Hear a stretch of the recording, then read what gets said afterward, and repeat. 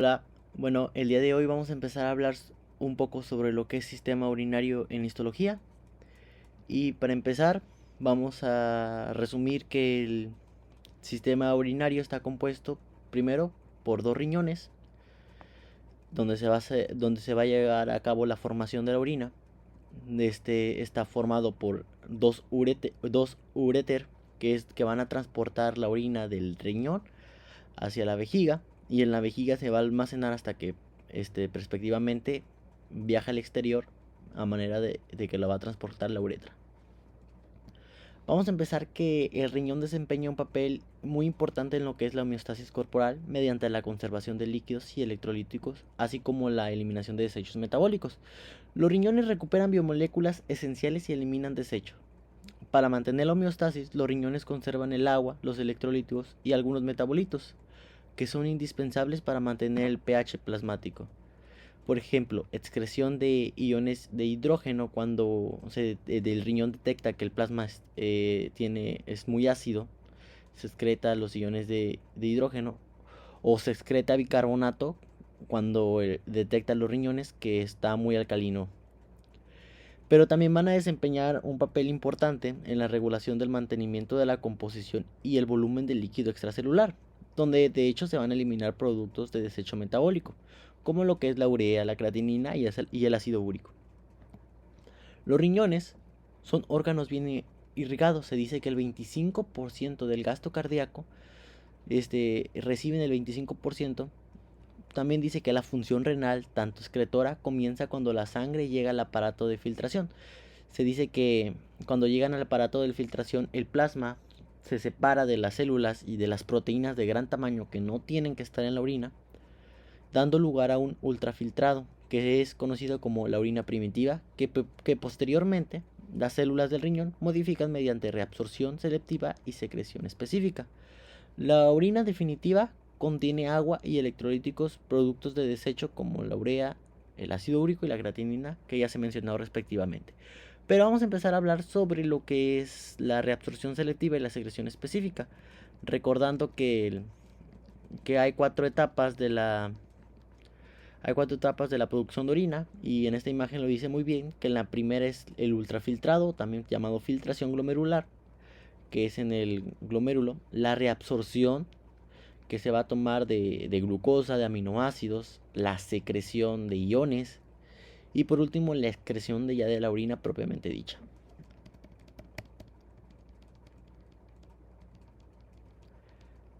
Regresando, el riñón, aparte de esas funciones, también nos marca que va a tener tres funciones endocrinas muy importantes. Primero de ellas es la producción de una hormona glucoproteica llamada eritropoyetina. La eritropoyetina es una hormona que va a actuar sobre la médula ósea, sobre las células precursoras eritrocitarias, para aumentar los eritrocitos, la producción de eritrocitos, cuando el riñón detecte una reducción de oxígeno. Y es producida por las células endoteliales de los capilares peritubulares, en lo que es en la corteza, las células intersticiales de la corteza renal. Otra también importante es la hidroxilación de 25-hidroxicolecalciferol, que es conocido en términos como calcidiol. El calcidiol es la manera de reserva de la hormona, de la vitamina D, que cuando llega al túbulo contorneado proximal se hidroxila formando lo que es el calcitriol. El calcitriol, junto con la paratormona en el intestino, van a llegar a cabo lo que es la reabsorción de calcio, que el calcio pues va a ayudar a lo que es el que tenga fuerza los huesos. Por eso las personas que tienen insuficiencia renal pueden no pueden tener la producción de calcitriol, y en embargo va a tener un calcio bajo, y van a presentar algo que se le llama osteomalacia, y en niños se conoce como raquitismo. En general, la estructura del riñón es que nos habla que primero tiene una forma de habichuela y está ubicado a cada lado de la columna vertebral, en el que se le conoce como espacio retroperitoneal. ¿Por qué? Porque el riñón no está cubierto por peritoneo, como las vísceras peritoneales. Algo anatómico nos dice que el riñón derecho está más abajo que el riñón izquierdo. Su borde medial es cóncavo. Y como se puede observar aquí, tiene forma de cóncavo, de concavidad. Tiene una concavidad donde dice que va a entrar la vena, la arteria, y donde va a salir lo que se le conoce como la pelvis renal. El riñón está envuelto en una cápsula, obviamente de tejido conjuntivo.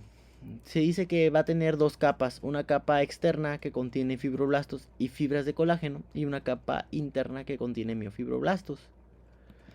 Aquí se puede observar que todo esto que tenemos aquí es la cápsula, donde se observa que vamos a tener una cápsula externa que está compuesta por fibras de colágeno y fibroblastos, y acá la capa interna contiene miofibroblastos. Estos miofibroblastos sirven para la contractibilidad que va a tener cuando aumenta la presión arterial, una manera de que el riñón no se dañe. Entonces ellos me van a ayudar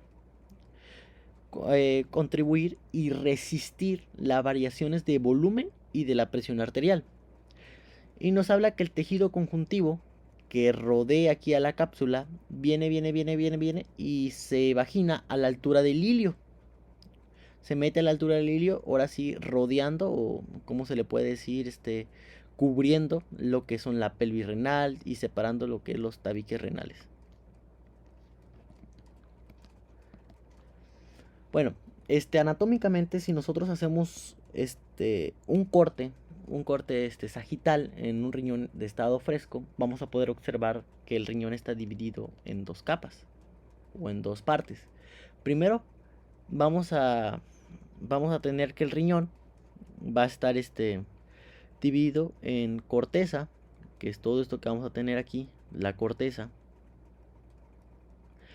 Que la corteza es un color pardo rojizo porque figura la cantidad de sangre que está llegando ahí. En cambio, entonces todo esto que tenemos aquí es la corteza. Pero también vamos a tener lo que es una médula, la médula renal. La médula renal viene aquí.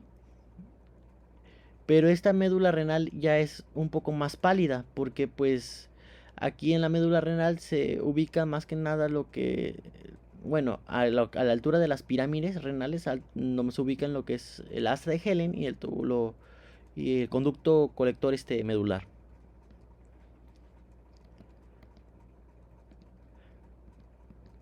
La corteza medular se caracteriza por la presencia de corpúsculos renales con sus túbulos asociados. Algo muy importante es que la corteza renal está formado por tres cosas muy importantes.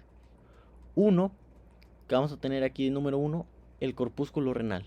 2, túbulo contorneado proximal y túbulo contorneado distal.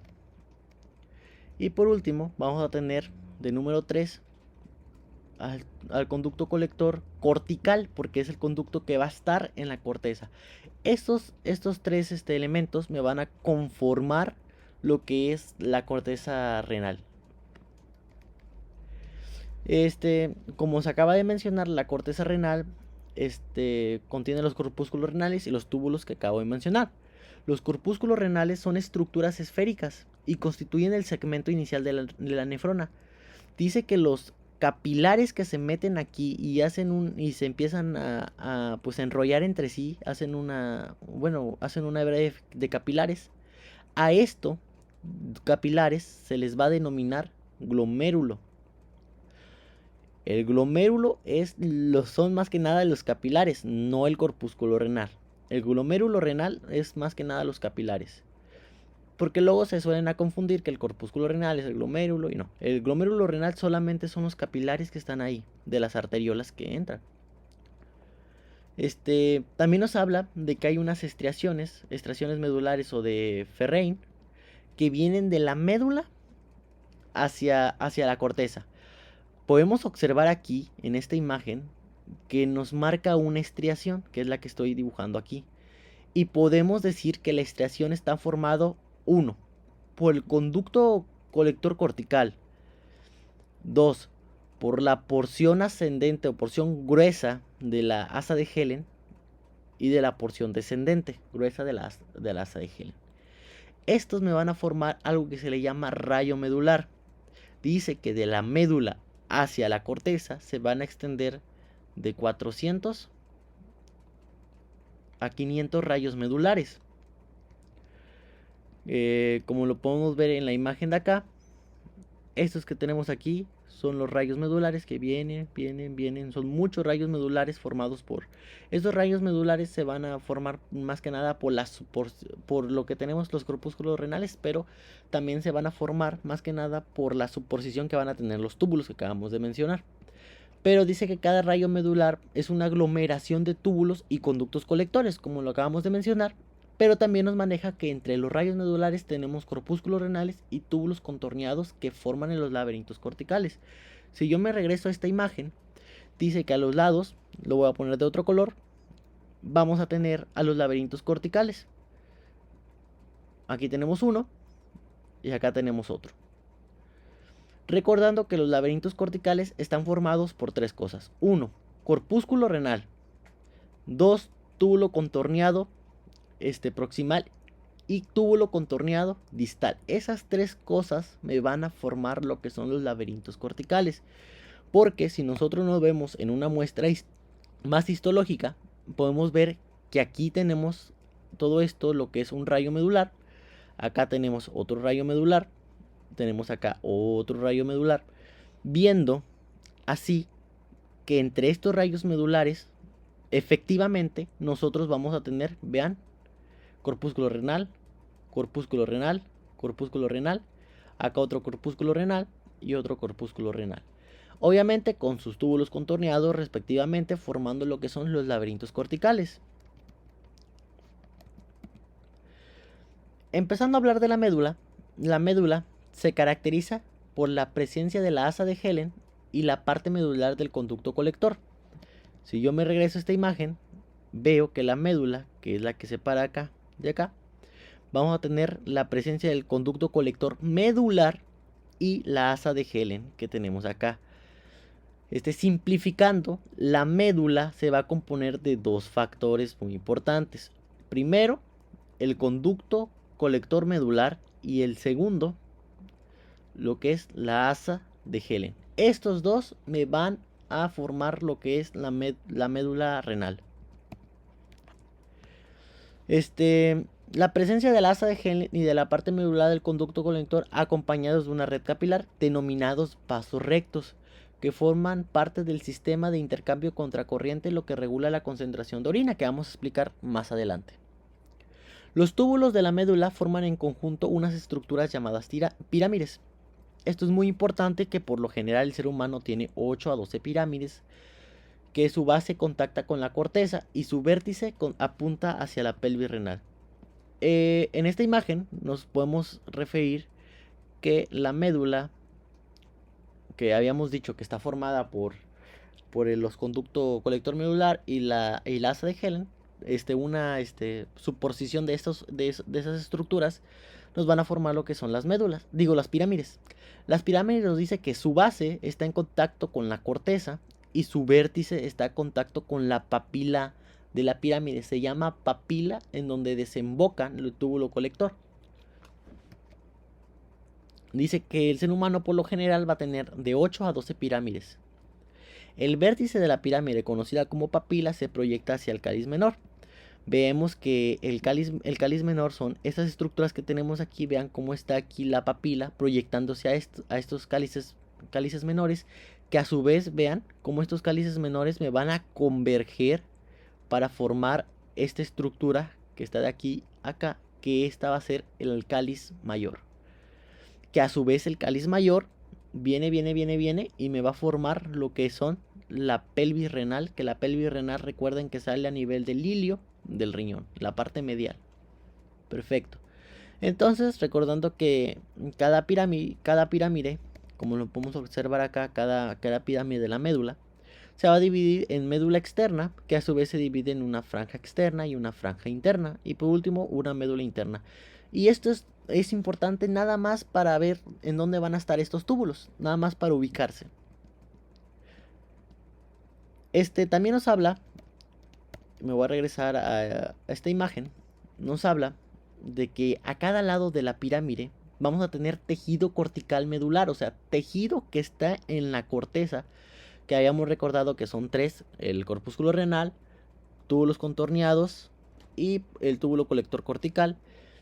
En este caso, a cada lado de las pirámides vamos a tener algo que se le llama columna renal. La columna renal, escuchen, es tejido cortical que está en la médula. Hasta ahí. Eso se refiere a una columna renal. Porque es tanta la cantidad de tejido cortical que no va a caber aquí en lo que es la corteza. Entonces dice que como bola de helado, ese tejido cortical se desprende hacia los lados, se derrita hacia los lados, formando lo que son las columnas renales.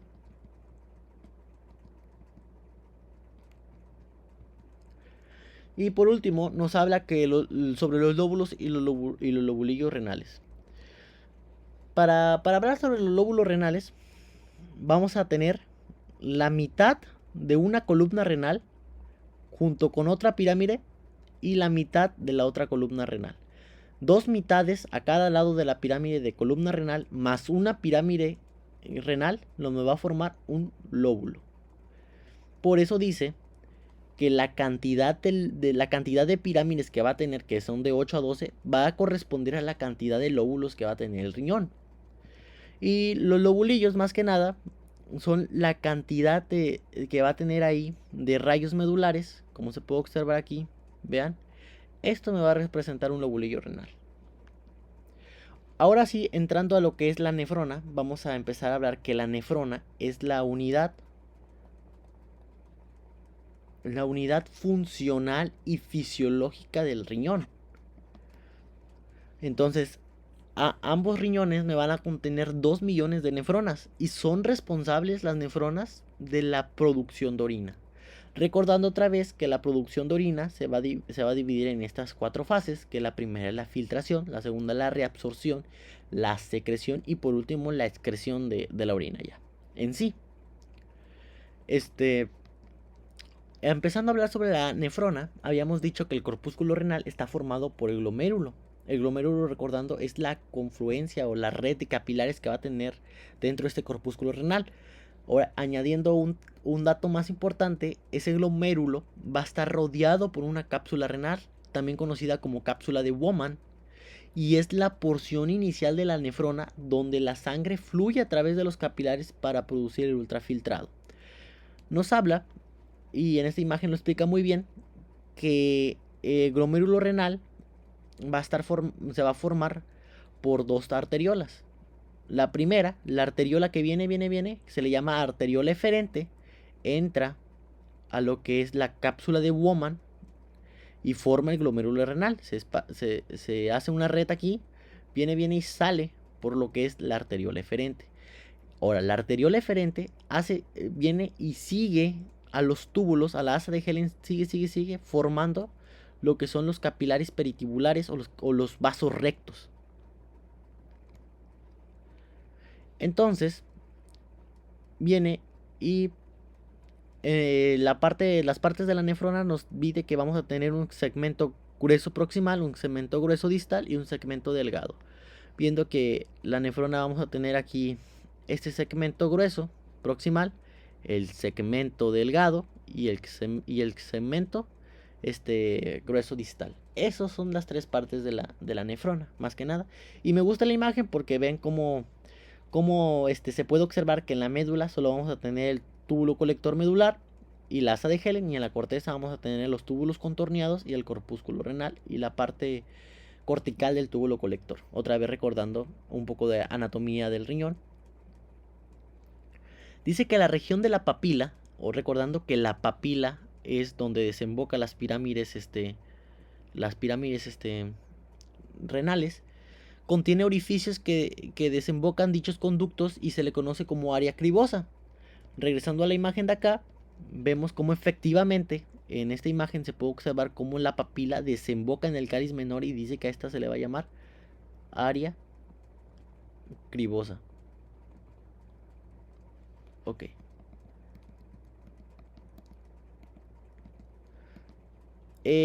Vamos a empezar a hablar sobre lo que es el aparato de filtración. Y empezando a hablar sobre el aparato de filtración, vamos a resumir que el aparato de filtración va a tener tres componentes principales. Pero primero quisiera empezar a hablar que el corpúsculo renal es esférico, como ya se mencionó muchas veces, compuesto por un ramillete de capilares, que a eso se les denomina glomérulo, y por una cápsula glomerular o cápsula de Bowman. El aparato de filtración es también llamado barrera de filtración glomerular. Y ahora sí, los tres componentes principales del aparato de filtración va a ser el endotelio de los capilares, la membrana basal y la capa visceral de la cápsula renal. Viendo en esta imagen, la cápsula renal que envuelve a los capilares o al glomérulo renal va a tener dos capas.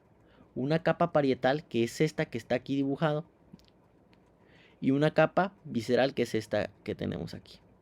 Voy a regresar un poco a la diapositiva anterior y después voy a explicar sobre esto. Nos dice que el endotelio de los capilares glomerulares, estas células poseen una gran cantidad de aquaparina 1. Dice que la aquaparina 1 forma canales en el epitelio, permitiendo el desplazamiento rápido de agua. La membrana basal glomerular nos resume que es una membrana de la fusión, esto es muy importante, de la fusión de la membrana de las células endoteliales con la membrana basal de los podocitos, compuesta por una red de colágeno tipo 4. Si yo me voy a esta imagen de acá, otra vez, yo veo efectivamente que la membrana basal está compuesta por la fusión de la membrana basal de estas células que son los podocitos con la membrana basal de estas células que son el endotelio de los capilares que va a tener aquí. Recordando que el capilar, los tipos de capilares que están en el glomérulo renal son capilares fenestrados sin diafragma. Capilares fenestrados sin diafragma. Recordando esto, viene en el video de aparato circulatorio. Ahora sí, vamos a tener por último la capa visceral de la cápsula de Bowman, que contiene células especializadas denominadas podocitos o células epiteliales viscerales. Estas células, bueno, recordando que aquí se puede observar bien la capa visceral de la cápsula, que la voy a pintar ahorita de color verde.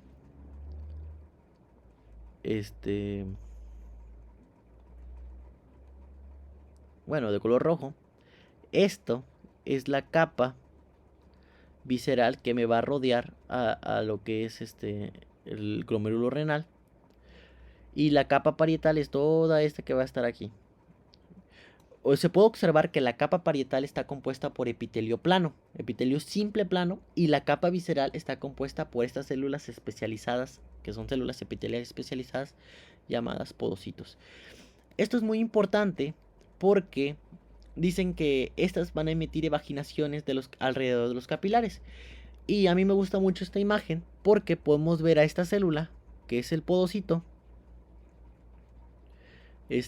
Vean que está emitiendo esta evaginación que tenemos aquí alrededor del capilar, y a esta se le va a llamar evaginación primaria.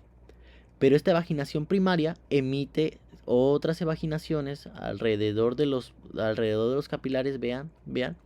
Aquí emiten estas evaginaciones secundarias o pedícelos de los podocitos, se llaman también. Pero aquí me demuestra muy bien que cómo estas evaginaciones se van a entrelazar con las evaginaciones de los otros podocitos. En esta imagen también se puede observar muy bien aquí. Vean en el cuadro acá chiquito cómo se entrelazan aquí esas evaginaciones, los pedícelos. Acá tenemos las evaginaciones primarias, vean. Esas evaginaciones primarias que dan evaginaciones secundarias, pedícelos. Y vean cómo se entrelazan. Y estas entrelazaciones de los podocitos me van a formar la ranura de filtración. Esta ranura de filtración es muy importante porque me va a impedir el paso de proteínas mayores de 70 kilodaltos o proteínas mayores de 3.5 diámetros, micrómetros de radio. Entonces, gracias a estas células o la capa visceral de la cápsula de la cápsula de Bowman, en la orina no aparece proteínas, porque en la orina no tiene que aparecer proteínas. Porque estas células, que son los podocitos, se entrelazan con sus pedícelos, los evaginaciones secundarias, y me forman esta ranura de filtración, donde pues no tiene que atravesar proteínas. La membrana basal glomerular, recordando que la membrana basal glomerular es la fusión de dos membranas, la membrana basal del endotelio del glomérulo, y la membrana basal de los podocitos. Es muy importante porque se va a componer de de 3 láminas, recordando que la membrana basal glomerular es rica en colágeno 4. Entonces, y tiene otros más componentes de tejido conjuntivo o de lámina basal. Primero teniendo una lámina rara externa, una lámina rara interna y una lámina densa. La lámina rara externa dice que es continua a las evaginaciones de los podocitos. Si yo me voy a esta imagen de acá, voy a borrar primero esto para poder pintarlo bien.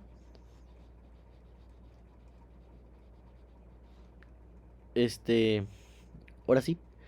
Entrando un poco acá, veo que la membrana basal va a tener esta, que es, la estoy pintando de color verde.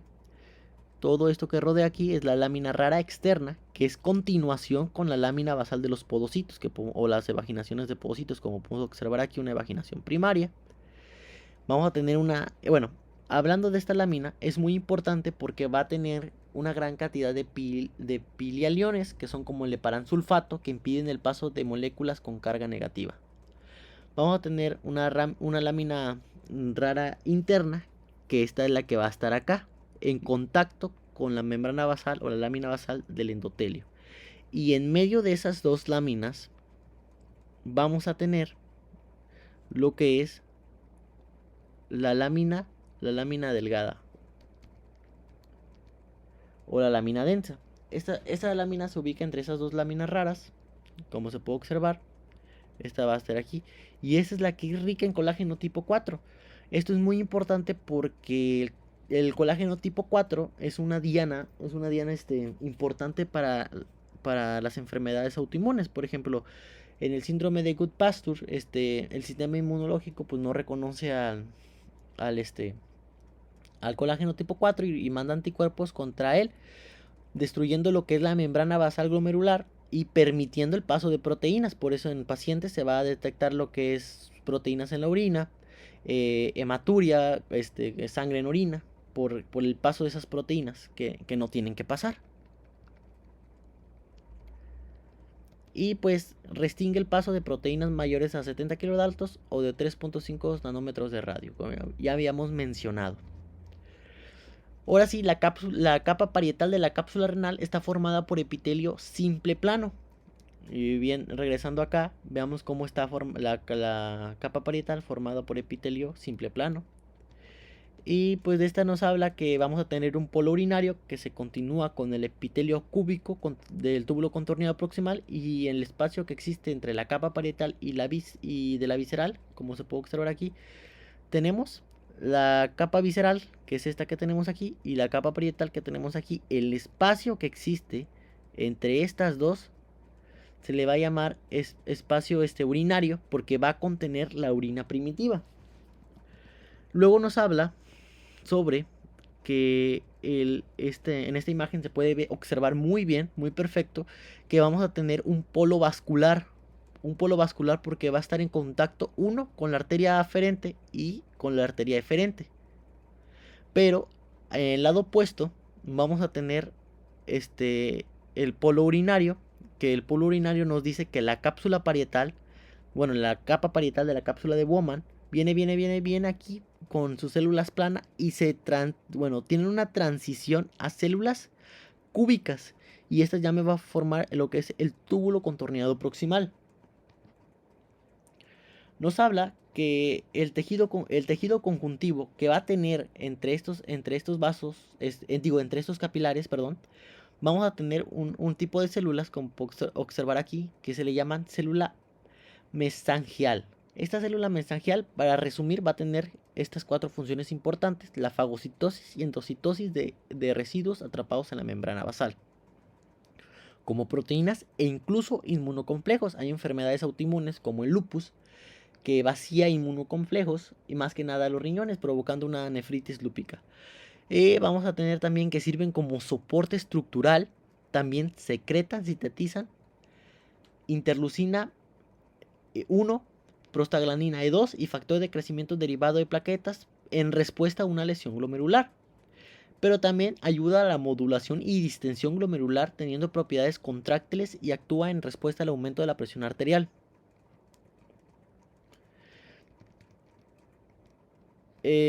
Bueno, espero ya haya quedado claro del mesagio, que nada más son células que van a estar ahí para formar estas 4 funciones muy importantes, sí son importantes. Y vamos a tener ahora sí un tema que me gusta mucho, que es el aparato yuxtaglomerular. Para hablar acerca del aparato yuxtaglomerular, quiero regresarme a la imagen de acá, porque nos va a explicar algo importante.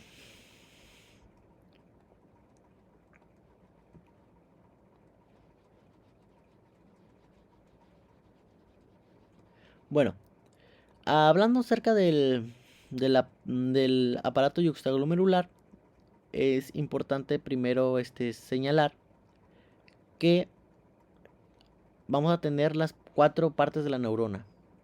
Hablando primero habíamos dicho sobre el glomérulo renal, que va a formar la primera, el túbulo contorneado proximal, que es la segunda, la asa de Helen, que es la tercera, perdón, y por último el túbulo contorneado distal, que es la cuarta. Ok. Esto es importante porque, ahora sí, entrando al tema de aparato yuxtaglomerular, vamos a tener que viene aquí el túbulo contorneado proximal, viene aquí. A la altura se topa con el glomérulo renal. Cuando se topa con el glomérulo renal, las células que son en las células del túbulo contorneado proximal, que son células cúbicas, tienen una transición de lado que va a tener aquí el glomérulo renal, como se puede observar, vean los capilares, bueno, las arteriolas más que nada. Y aquí estas células se tornan cilíndricas. Aquí se ve muy bien la conexión que tienen con las arteriolas aferentes y eferentes. Pero, ya hablando acerca de esto, yo me voy a esta imagen y se ve más perfectamente de qué estoy hablando. Veo que aquí tiene el túbulo contorneado distal, tiene células cúbicas, vean. Pero en donde está en torno con las arteriolas aferente y eferente se tornan un poco más cilíndricas. Estas células que se tornan más cilíndricas van a formar algo que se le llama mácula densa. ¿Por qué mácula densa? Porque sus núcleos suelen estar más compactados entre sí y por eso se le llama mácula densa. Es muy importante porque esta me va a formar una de las partes del aparato yuxtaglomerular. Recordando, la segunda parte que me va a formar del aparato yuxtaglomerular es que viene aquí la arteriola aferente con su músculo, obviamente con su músculo liso, que viene acá. Vean, el músculo liso de esta arteriola eferente no tiene gránulos, pero acá sí tiene gránulos. Escuchen, esto es muy importante. La capa muscular, la capa de musculatura lisa de la arteriola aferente sufre una transición a células musculares lisas especializadas. Estas células lisas especializadas me van a tener gránulos, me van a tener una serie de gránulos. Ok, serie de gránulos que vamos a hablar que contienen esos gránulos ahorita.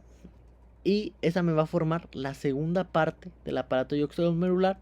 Y en la tercera parte del aparato yuxtaglomerular me la va a formar las células mesangiales extraglomerulares. Bueno, estas 3 porciones, que es una, la mácula densa; 2, el músculo liso especializado de la arteria aferente; y 3, las células mesangiales extraglomerulares, me forman el aparato yuxtaglomerular. para empezar a hablar sobre el aparato yuxtaglomerular, me gustan mucho estas dos preguntas, que vamos a ver qué van a detectar las células yuxtaglomerulares o células musculares especializadas. Y por último, qué contienen los gránulos de las células yuxtaglomerulares. Recordando, una de las funciones endocrinas que va a tener el riñón, que habíamos hablado al principio, es que es la síntesis y secreción de una proteasa ácida, la renina. A diferencia de estas dos, que es la eritropoyetina y el calcitriol, estas dos son hormonas, pero la renina es una enzima que va a estar en forma de simógeno, una enzima inactiva en gránulos de esas células musculares especializadas. Entonces, respondiendo a la primera pregunta, la segunda pregunta, ¿qué contienen el gránulos de las células yuxtaglomerulares? Son renina. Es una enzima ácida, una enzima proteasa ácida que va a estar en forma de simógeno, o sea, no va a estar activa, pues.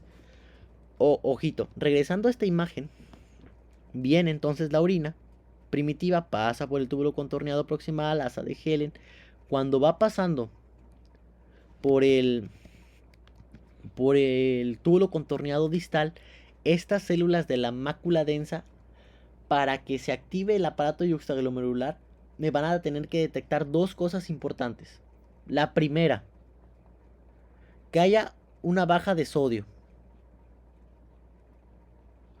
Y la segunda, que haya que tenga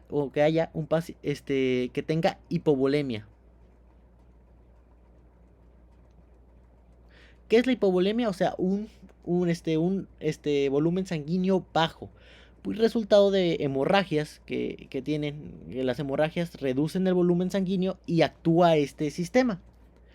Ahora sí, hablando más a fondo del sistema, vean esta imagen, también nos observa lo que es la mácula densa, y aquí vean cómo se engrosa este músculo liso de la arteriola aferente, y va a tener gránulos de renina, como ya hablamos. Aquí también se puede observar, vean, esto que tenemos aquí son la mácula densa. Ahora sí, cuando se detectan esas dos cosas, que eran la baja de sodio o un paciente hipovolémico,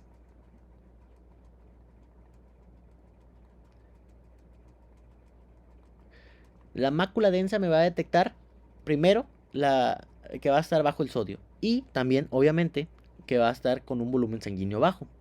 Entonces viene las células de la músculo liso de la arteriola aferente, viene y me secreta renina. En otro lado, el hígado me va a producir el angiotensinógeno. Entonces la renina me va a escindir el angiotensinógeno, me lo corta para darme lo que es angiotensina. En su recorrido por todo el sistema circulatorio, a nivel del pulmón, esto es importante porque los capilares del pulmón, que son capilares somáticos o continuos, van a tener una enzima, que es la enzima convertidora de angiotensina. Cuando pasa por el pulmón, a medida de los capilares, actúa esta enzima con la angiotensina 1 y me la convierte en angiotensina 2. Hasta aquí. Ahora, en esta imagen me gusta mucho porque vean que la angiotensina 2, 1, ¿qué me va a pasar? Me aumenta la presión arterial. ¿Para qué?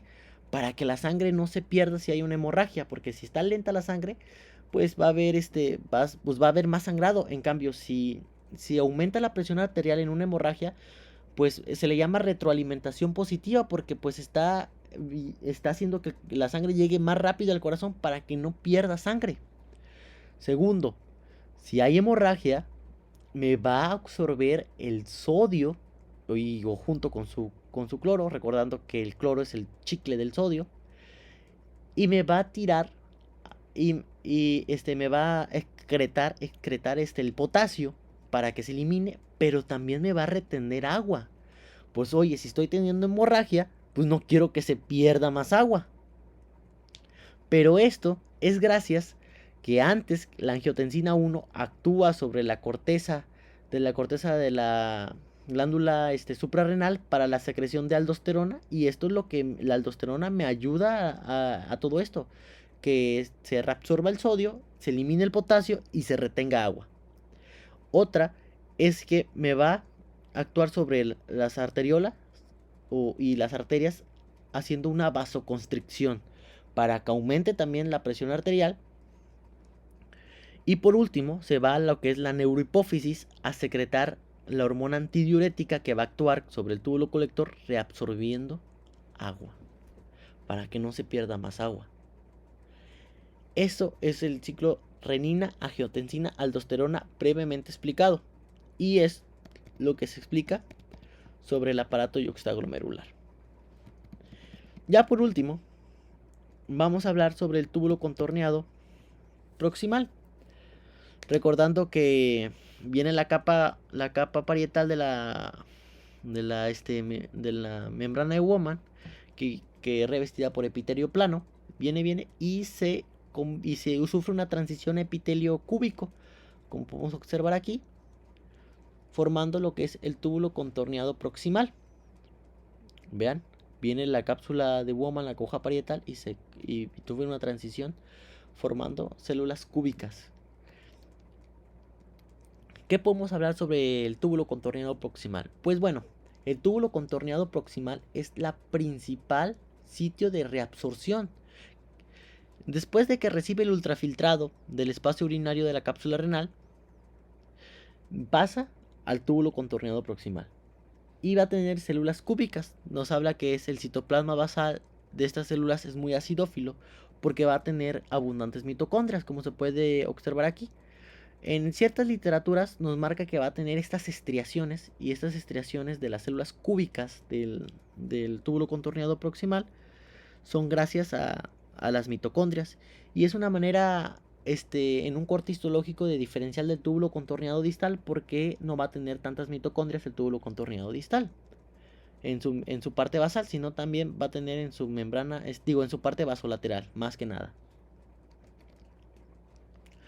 Su citoplasma presenta canalículos que parten de la base de las interdigitaciones de la microvili, recordando que las células del túbulo contorneado proximal contienen microvili, que se le conoce como borde en cepillo, y también es otra manera de diferenciar de las células del túbulo contorneado distal porque no contienen microvili, no tienen este borde en cepillo. Entonces, estas microvili me va a ayudar a más que nada a la absorción de macromoléculas en vesículas, recordando que tiene la capacidad de endocitosis y formar vesículas. Este tipo de túbulo tiene estas características importantes: borde en cepillo, como ya lo mencionamos, complejo de unión, uniones ocluyentes que aíslan el espacio intercelular de la luz del tubo, y uniones adherentes que ayudan a la adherencia de células contiguas. Va a tener las estriaciones basales, que habíamos dicho que las estriaciones basales van a ser gracias a las mitocondrias que van a tener en su parte basal estas células, que a diferencia de las del conducto contorneado distal, no tiene. Van a tener interdigitaciones vasolaterales muy importantes, y se puede observar aquí en esta imagen, vean, estas interdigitaciones vasolaterales que van a ayudar a la que es también un tipo de unión, se van a unir. Van a tener dos proteínas a su cargo de la reabsorción: la ATP, o la bomba de sodio-potasio, y la acuaparina, recordando que la acuaparina forma canales para la reabsorción de agua rápidamente. Viendo que lo más importante es que en estos túbulos proximales se reabsorbe casi la totalidad de aminoácidos, glucosa y polipéptidos. Recupera casi el 100% de glucosa mediante el uso de contratransportadores de sodio. Esto es importante porque en un paciente que tiene hiperglucemia, los pacientes que son diabéticos, es tanta la glucosa que hay en esa filtración del glomérulo renal, es tanta la glucosa que cuando viene aquí al túbulo contorneado proximal, no se reabsorbe por completa. Entonces cuando pasa acá al túbulo contorneado distal, que es donde está la secreción, entonces la glucosa es osmóticamente activa y jala más agua de lo que debería. Entonces, esto es muy importante porque en los pacientes que tienen diabetes hay una deshidratación y es gracias a esto, porque la glucosa es osmóticamente activa y atrae el agua hacia adentro del conducto contorneado distal y pues hay una deshidratación. También recupera alrededor del 98% de los aminoácidos con transportadores de sodio, de potasio y de hidrógeno. Se reabsorbe alrededor del 70% del agua, que pues obviamente posteriormente se va a secretar y es ahí cuando, si hay mucha glucosa, se secreta más de lo normal y hay una deshidratación. Los péptidos sufren endocitosis y son, pues obviamente, endocitosis y son guardados en vesículas dentro del citoplasma de esas células cúbicas.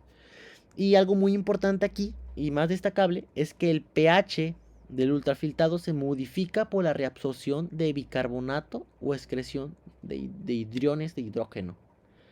Recordando que si detecta que el pH está muy alcalino, muy alcalino, se va a reabsorber se va a reabsorber bicarbonato.